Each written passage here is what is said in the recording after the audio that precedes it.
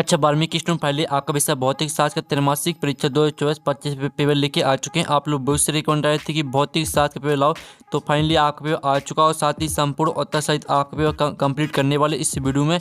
और साथ ही आपको बता दें, पेपर देने से पहले आपको इस पेपर को अच्छे से यहाँ पर याद कर लेना।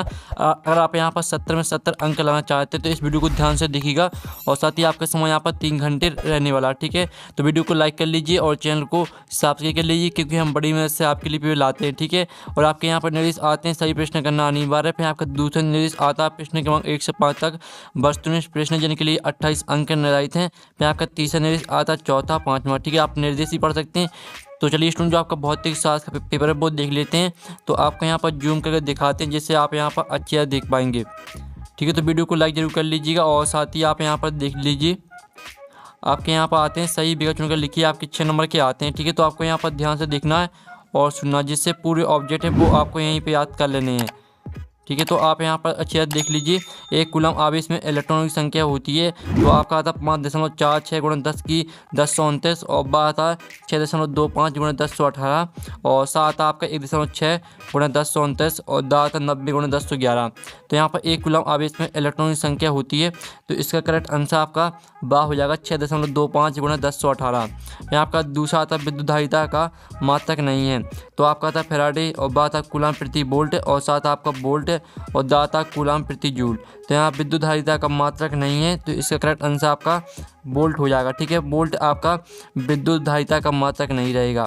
फिर आपका आता है तीसरा विशिष्ट प्रतिरोध का मात्रक है, तो आपका आता ओम, बाता 1 में ओम, साथ आपका ओम इंटू मीटर और दाता 1 में ओम इंटू मीटर, ठीक है। तो यहाँ विशिष्ट प्रतिरोध का मात्रक है, तो इसका जो आपका करेक्ट आंसर रहेगा वो आपका ओम इंटू मीटर हो जाएगा, ठीक है। इस तरह से आपका तीसरा सही विकल्प कंप्लीट हो जाता है। अब चौथा आता है धारावाही वृत्तीय कुंडली के केंद्र पर उत्पन्न चुंबकीय क्षेत्र होता है कुंडली के तल में और बात आपका कुंडली के तल के लंबवत और साथ कुंडली के तल में 45 डिग्री पर और दाता कुंडली के तल से 60 डिग्री पर। यहाँ पर वृत्तीय कुंडली, ठीक है, धारावाही वृत्तीय कुंडली के केंद्र पर उत्पन्न चुंबकीय क्षेत्र होता है, तो इसका करेक्ट आंसर आपका बा हो जाएगा कुंडली के तल के लंबवत। फिर आपका पाँचवा आता लेंज का नियम संबंधित है आवेश संरक्षण के नियम से और बात आपका ऊर्जा संरक्षण के नियम से और साथ आपका द्रव्यमान संरक्षण के नियम से और दाता संवेग संरक्षण के नियम से। तो यहाँ पर लेंज का जो नियम संबंधित है वो आपका ऊर्जा संरक्षण के नियम से संबंधित है, ठीक है।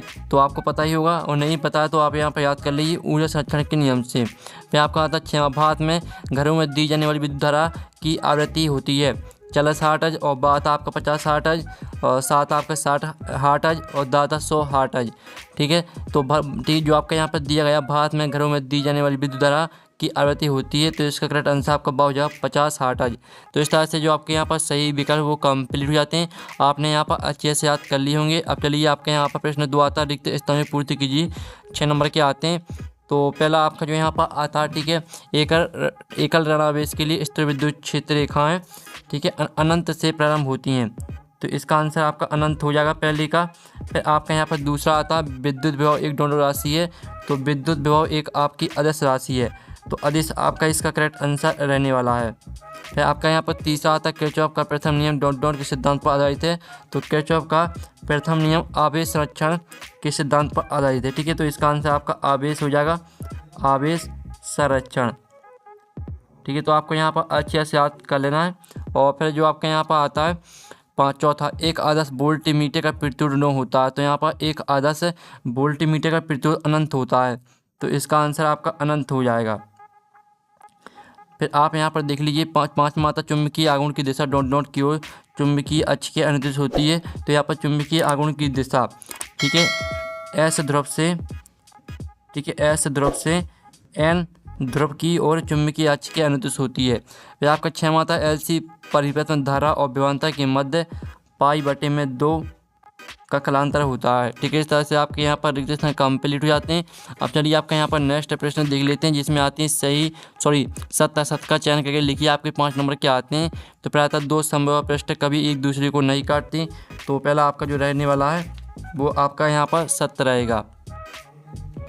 आपका यहाँ पर आता दूसरा, विद्युत धारा ले जाने वाली कुंडली चुंबकीय विद्युत द्विध्रुव की तरह व्यवहार करती है, तो यह आपका बिल्कुल यहाँ पर सत्य हो जाएगा।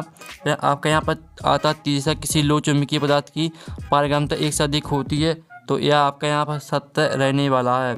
फिर आपका यहाँ आता है चौथा, ट्रांसफार्मर का उपयोग डीसी परिपथ में किया जा सकता है, तो यह आपका असत्य हो जाएगा। फिर आप यहाँ पर देख लीजिए, 5 मात्रा की चालक का आवेश बढ़ाने से उसका विभव घटता है, तो यह आपका असत्य रहेगा। तो इस तरह से आपके यहाँ पर सत्य असत्य भी यहाँ पर कंप्लीट हो जाती हैं। आपने अच्छी तरह से यहाँ पर याद कर ली होंगी। ठीक है, अब चलिए आपका प्रश्न चलाता है सही जोड़ी बनाइए, स्तंभ अवयव में दी गई हैं जो कि आपकी 6 नंबर की रहेंगी। तो पहले आती है आपकी संधारित्र, तो इसको आपको चार्ज का भंडारण से मैच करना है। फिर दूसरी आती है विद्युत द्विध्रुव की इकाई, तो इसको आपको कूलम इंटू मीटर से मैच करना है। फिर तीसरी आती है आपकी लोरेंज बल। ठीक है, लोरेंज बल जो आपकी रहेगी वो आपकी न्यूटन से में हो जाएगी। जो चौथी आती है पारस्परिक प्रेरण, तो पारस्परिक प्रेरण को आपको मैच करना है हेनरी से। और जो आपके यहाँ पर आती है प्रेरित ईएमएफ, ठीक है, प्रेरित ईएमएफ को आपको किससे मैच करना है, इसको मैच करना है आपको चुंबकीय प्रवाह में परिवर्तन से। और जो आपके यहाँ पर आती है किरचॉफ का नियम, तो किरचॉफ का नियम आपको मैच करना है, ठीक है, जटिल विद्युत परिपथ का अध्ययन से। ठीक है, इस तरह से आपकी जो 6 नंबर की सही जोड़ी वो कंप्लीट हो जाती हैं। साथ ही हमने यहाँ पर नंबर लिख दिए हैं कौन में वो कौन सी मैच करनी है, तो आप यहाँ पर देख सकते हैं। अब प्रश्न आपका 5 आता है, एक है शब्द वाक्य में उत्तर दीजिए। 5 नंबर के आते हैं। तो पहला था सामान्यतः प्लेट संधारित्र की प्लेटों के बीच की दूरी बढ़ाने से उसकी धारिता पर क्या प्रभाव होगा। तो यहाँ पर सामान्यतः प्लेट संधारित्र की प्लेटों के बीच की दूरी बढ़ाने से उसकी धारिता कम हो जाएगी। ठीक है, धारिता कम हो जाएगी, तो आपको यहाँ पे इसका आंसर रहेगा कम हो जाएगी। तो इस तरह से आपका यहाँ पर आंसर रहेगा। ठीक है, धारिता कम हो जाएगी। फिर आपका आता है अनुवर्ण वेग और विद्युत क्षेत्र की तीव्रता में संबंध लिखिए। तो आपका अनुवर्ण वेग और विद्युत क्षेत्र की तीव्रता में संबंध जो रहेगा वो आप यहाँ पर देख लीजिए। ये आपका अनुवर्ण वेग और विद्युत क्षेत्र की तीव्रता में संबंध हो जाता है। फिर आपका आता है चुंबकीय क्षेत्र की तीव्रता का ऐसे मात्रक लिखिए। यहाँ पर चुंबकीय क्षेत्र की तीव्रता का ऐसे मात्रक होता है टेस्ला। और साथ ही आपका यहाँ पर आता है चौथा, चुंबकीय फ्लक्स का मान न्यूनतम कब होता है। तो इसका जो आंसर रहेगा वो आपको कमेंट करना है। ठीक है, चौथे का आंसर सभी को कमेंट करना, जिससे और स्टूडेंट की हेल्प हो जाएगी। साथ ही जो भी यहाँ पर राइट आंसर यहाँ पर ठीक है लिखेगा कमेंट में, उसका यहाँ पर कमेंट पिन भी कर देंगे। फिर 5 में आता किसी प्रत्यवधि धारा का सेकंड मान 0 है, एक पूर्ण चक्र में इसका औसत मान कितना होगा। तो यहाँ पर ठीक है, किसी प्रत्यवधि धारा का सेकंड मान 0 है, एक पूर्ण चक्र में औसत मान आपका 0 रहेगा। तो 0 आपका यहाँ पर 0 करेक्ट आंसर हो जाएगा। तो इस तरह से आपके जो सही विकल्प है वो कंप्लीट हो जाते हैं। अब आता है आपका प्रश्न 6, दो विद्युत क्षेत्र रेखाएं एक दूसरे को क्यों नहीं काटती। तो जो आपका यहाँ पर दिया गया दो विद्युत क्षेत्र रेखाएं एक दूसरे को क्यों नहीं काटती, तो आप इसका आंसर देख लीजिए। क्योंकि इस स्थिति में कटान बिंदु पर एक से अधिक स्पर्श रेखाएं खींची जा सकती हैं, तो उस बिंदु पर विद्युत क्षेत्र एक से अधिक दिशा प्रदर्शित करेंगी या असंभव है। ठीक है, इस तरह से आपका आंसर रहने वाला है। आपका 6वें का जो इसका अथवा था विद्युत क्षेत्र की परिमाण मात्रक बीमी सूत्र लिखिए। तो इसका आंसर आपको खुद करना है। आपका आता समविभव पृष्ठ किसे कहते हैं। तो इसका आंसर आप यहाँ पर देख लीजिए। इसका आंसर अगर जिस पृष्ठ के प्रत्येक बिंदु का विभव समान होता है उसे समविभव पृष्ठ कहते हैं। ठीक है, इस तरह से आपका आंसर रहेगा, तो याद कर लीजिएगा। और जो इसका आपका अथवा दिया गया, दो समविभव पृष्ठ एक दूसरे को प्रतिच्छेद क्यों नहीं करते, तो इसका आंसर आपको खुद करना है। ठीक है, जो आपको ऊपर का प्रश्न साथ ही जो अथवा का, दोनों में से हम आपको एक का आंसर कराएंगे, क्योंकि दोनों का आंसर कराएंगे तो वीडियो काफ़ी लॉन्ग हो जाता है, इसलिए हम आपको एक का आंसर कराएंगे। फिर आपका आता 8वां, मोटर गाड़ी को स्टार्ट करने पर उसकी हेडलाइट कुछ मंद क्यों हो जाती है। तो आप यहाँ पर देख लीजिए, इसका आंसर रहेगा वो आप यहाँ पर मोटर गाड़ी स्टार्ट करने पर स्टार्टर गाड़ी की बैटरी से एक उच्च धारा लेता है, अतः बैटरी में विभव पतन IR के बढ़ने से बैटरी की प्लेटों के बीच विभवांतर काफ़ी गिर जाता है, जिस कारण हेडलाइट कुछ मंद हो जाती है।